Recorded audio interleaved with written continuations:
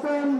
আমরা শুনেছি doctor Mohammad Yunus sir ইউরোপে যাচ্ছেন, ওনাকে নাকি শেখ হাসিনার ভাগ্নে টিউলিপ সিদ্দিকী তার সাথে নাকি সাক্ষাতের চেষ্টা করছে। এই টিউলিপ সিদ্দিকী কে? শেখ রেহানার মেয়ে, যার সরাসরি ইন্ধনে দেশের ছাত্র জনতাকে হত্যা করা হয়েছে।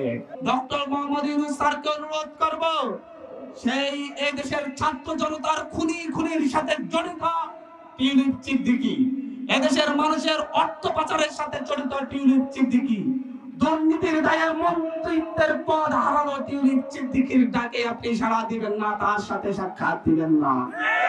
আমরা মনে করি টিউলিপ সিদ্দিকীর সাথে সাক্ষাৎ দেওয়া মানে আমাদের 24-এর গণঅভ্যুত্থানের সাথে প্রতারণা করা।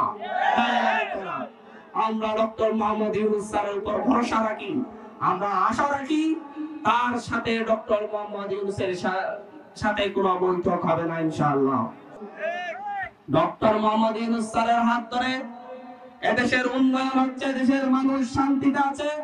আপনারা নির্বাচন করছেন, ডক্টর মোহাম্মদ ইউনূস স্যার নির্বাচনের ঘোষণা দিয়েছেন, এদেশে নির্বাচন হবে, তবে সেই নির্বাচন হতে হবে লেভেল প্লেইং ফিল্ডের হাত ধরে। লেভেল প্লেইং ফিল্ড নিশ্চিত হলেই এদেশে নির্বাচন হবে, এদেশের সকল ঘর থেকে অস্ত্র উদ্ধার হলেই নির্বাচন হবে, এদেশের প্রতিটি অস্ত্রধারীকে গ্রেফতার করলেই তারপরে নির্বাচন হবে, এদেশের 14, 18, 24 ঘটানো সন্ত্রাসী এমপিদের সম্পদ বাজেয়াপ্ত করলেই তারপর নির্বাচন হবে।